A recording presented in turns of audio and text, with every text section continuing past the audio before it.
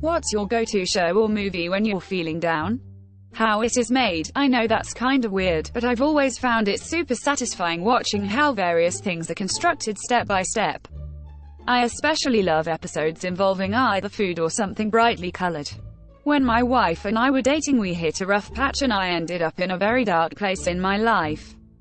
For some reason, How It Is Made was the only thing that offered a distraction from my constant anxiety. Futurama, Hot Fuzz, and Clue. You ever just shoot your gun over your head and yell, "Ah"? I just recently saw Clue for the first time thanks to a similar thread, and it was a complete joy. Office Space. Damn, it feels good to be a gangster. See, you been missing a lot of work lately. Wouldn't say I have been missing it, Bob.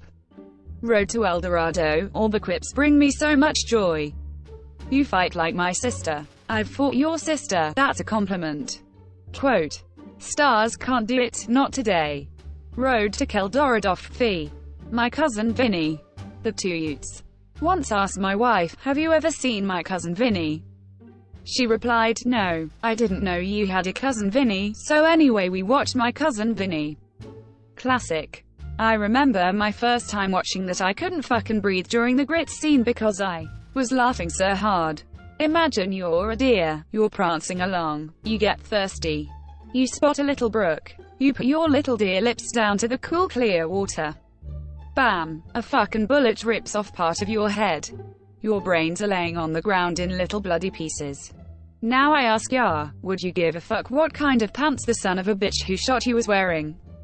Are these magic grits? Ah yes, young Marissa Tomei. I watched that movie a year ago just to see her after watching the new Spider-Man flicks. Also that dude from Home Alone 2. Ratatouille, yes. Definitely my favorite Pixar movie, just ahead of Coco. Ego's reaction to the Ratatouille and his review still give me slight chills. Star Trek, specifically The Next Generation. It's my warm blanket. Can't believe I'm the first to suggest it. The optimistic view of the future is really refreshing these days. Movie The Princess Bride, for so many reasons, makes me laugh and generally feel good. And Billy Crystal, and I'm actually rereading the book right now. It might be the only case where the movie is better than the book. That movie makes me nostalgic for something I've never experienced. It is hilarious, also. Apparently Mandy Patinkin had a legitimate rib injury because he was trying to restrain his laughter on set with Billy Crystal. Edit. Okay, there are a lot of cases wherein the movie is better than the book. My bad. That movie is endlessly quotable, greater than, please consider me as an alternative to suicide. There's a shortage of perfect breasts in this world. It'd be a pity to damage yours. I don't swim, I only dog paddle. I want my father back, you son of a bitch. Anybody want a peanut? Rest easy and dream of large women. You keep using that word. I do not think it means what you think it means. Have fun storming the castle. I'm not a witch, I'm your wife. Quote. I love the end when he says, "But maybe I have this strength after all," and stands up. Malcolm in the Middle. Absolutely. I can relate so much to this family. Plus it is hilarious. Top 3 all-time shows. Whose line is it anyway? Mystery Science Theater 3000, Fraggle Rock. Who's better, Ryan or Colin?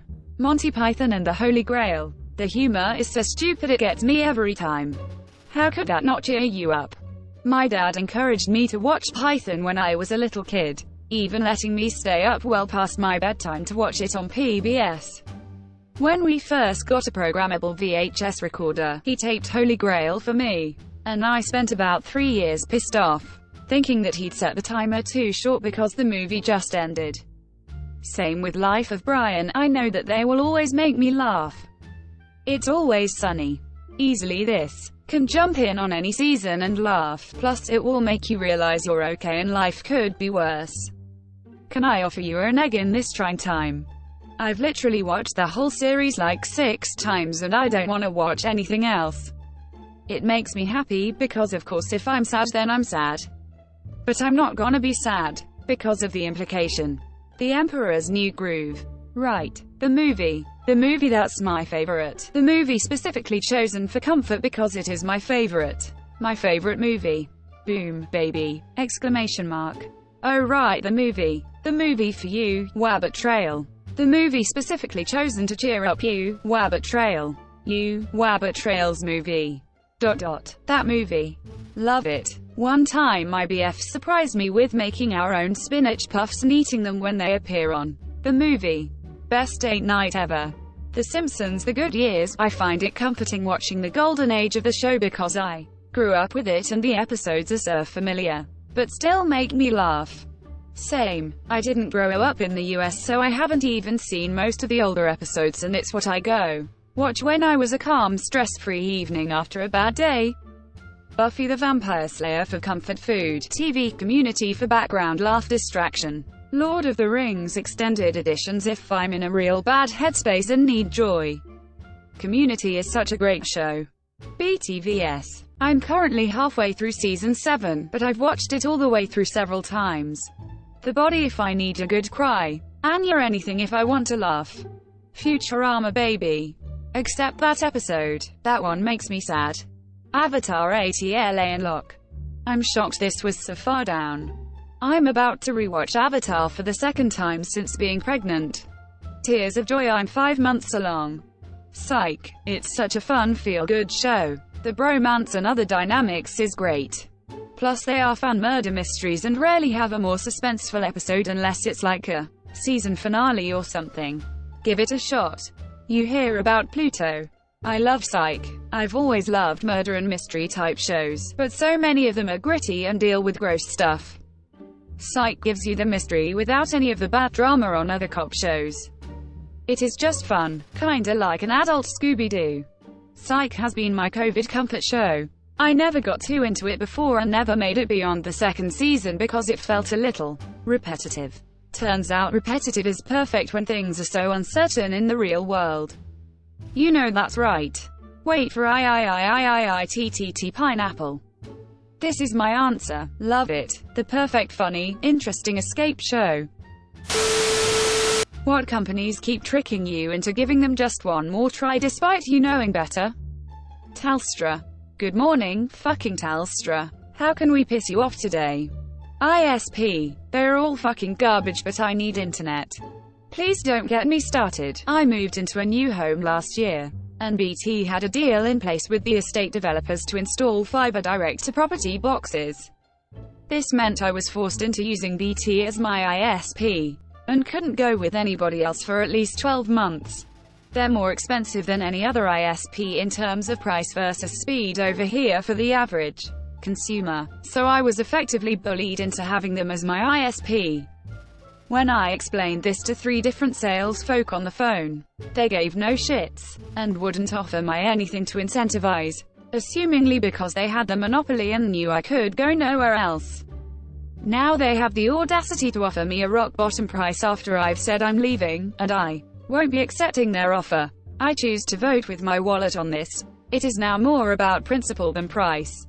ISPs have a monopoly on our nation's fiber optic infrastructure, a huge part of which was constructed using taxpayer dollars, and spend a lot of money lobbying against alternative internet sources, like community-run ISPs. They're scum. Comcast may be the worst company of all time. I suppose that's less being tricked, and more, not really having much of a choice because it is next to impossible to meaningfully engage in modern society without an internet connection. And this need lends itself to exploitation. SpaceX is hoping to change this with Starlink. I would recommend it when it is available in your area. At least once a month I am appalled to find out some snack or drink that I enjoy is actually produced by fucking Nestle, and it kills me a little bit in every time. Same. I don't really want to support Nestle or Conagra or Amazon, but they keep FKN buying all of my scrappy independent brands. Fuck. Drink water, eat dirt, problem solved. Fuck Nestle. All companies are corrupt. Nestle is just the most popularly corrupt one right now. Spending money on cosmetics and games. But I needed the rubies to get King Bob home. I mean, why not? If it is pretty, your money, your choice. For Path of Exile, it is actually the only way to get money to the developer. The game is free and the only things they sell are cosmetics and a few QOL features that have nothing to do with gameplay. For every few hundred hours of gameplay I get out of it, I kick them a bit more money. I don't even wear cosmetics. I've got thousands of unspent points because I'm not actually trying to buy anything. I'm just paying my share so the company that makes the game I enjoy will stay in business and keep making it. My sister passed away recently from colon cancer and I had to go through her bank account to cancel automatic withdrawals she had set up. $30 to a dog rescue charity in Korea. A YouTube subscription for a guy that fixes cows' hooves, $30 per month. Another one for another YouTuber. Another dog charity in US. And she was on auto delivery for HP Printing. And had so many extras in Supple because of that. And auto delivery for some personal items from Amazon. Trying to figure out how to cancel the automatic payments was not easy because she had set most of them up through their websites or PayPal and I had to hack my way into her PayPal account to shut them off. I'm sorry to hear about your sister. All those charities. She sounds like an amazing person. I'm so very sorry for your loss. Subscription services are disgusting, parasitic stains on our world. I try to find stuff that I can buy just once but it is getting harder and harder to do so these days. Speak to the bank. They can cancel payments. Next time go to the bank with a death certificate. Sorry for your loss. But just curious. Why go through all of that legwork? Instead of just closing the account and letting all of those parties figure it out for themselves. Why leave a deceased person's account open and active? If you have power of attorney, executorship of the will. I wonder if you could cancel her bank account. That might cancel any auto withdrawals. My heart aches for you. Having to cancel utilities, subscriptions, etc. is one of those tasks no one ever mentions when you are shouldered with the loss of a loved one. And those companies always act like it has never happened before. When my father passed, I called out to cancel his internet and TV service. I explained he passed away. The rep tried talking me into transferring his service into my name and having the service moved to my home. I declined, telling him I already had service. He then told me there would be a fee for early cancellation. Early cancellation. I was so livid. I told him, I don't think my dad really planned on cancelling his service. I never paid their final bill and threw their modem in the garbage. Told them they could take it up with the dead. Assholes. Aya Sports to be precise. Only because they own BioWare and I like BioWare. Asterisk cries in $60 Trash Island Sims expansion pack. Asterisk. Challenge everything. Amazon. I should stop using them so much, I say, while getting a random package from them every 3 days. Ugh. I live so rural it is Amazon or Walmart. That's it. I could drive 3 hours to a city, but that's a bit much for monthly groceries. I always tell myself I need to stop supporting them, but when I need something ASAP it is. Like, well, this store is selling it for $27 plus shipping that will take a week to get to me, or I buy on Amazon for $18 with free 2-day shipping that can show up on a Sunday. Makes it really flippin' hard to buy from other places. I quit them by just spending a little more at Target. But I had to move into an area with a Target. For years and years I lived in a small town with a poorly stocked Walmart and nothing else. So I had to Amazon everything I needed. I was so close to ending things before the pandemic. Then they became super useful. Then I was like, fuck it, I'm going other local ways. Then The Boys Season 2 dropped, so I stayed. Finished that show. Again, I'm done with this shit and was gonna be fine, but then I got 6 months free Prime going back to school. I can explain it, but damn if I can't explain it. I've taken to using Amazon to browse for stuff, then going to a seller's independent website and buying directly from them when I can, even if it costs more. I'll use Amazon again when Bezos pays his employees what they're worth. Spoiler. It's a lot more than what that skint cunt is paying. I prefer eBay. Tim Hortons, the coffee isn't as good as it used to be, and the one local here has a bad habit for somehow messing up simple orders. Like a bagel, plain, cream cheese, simple, got handed a glazed donut once. Thankfully they are pretty nice and have corrected mess-ups without question before, and it is not too often. Literally, the only time I go there anymore is on long road trips where the choice is between Tim's or gas station coffee. And I'm positive some of those gas stations have better coffee. They need to get back to basics, improve their coffee. Push donuts and Timbit, bagels and breakfast sandwiches. The 57 wraps, chicken items, frittatas or God only knows what else they have now, all has to go. It is awful. I only go there when I'm in Canada. I'm convinced Canadian Tim Hortons is 5 times better than American Tim Hortons. Dude, had a Timmy's in my local area for about a year. Then the franchise company got into a spat with Tim Hortons corporate and they ended up shut down. Now have nowhere close for good donuts. I miss them so much. I don't get coffee but their donuts are so good. Much better than Dunkin'. Like and subscribe for more Reddit content. Watch the next video at the top of your screen.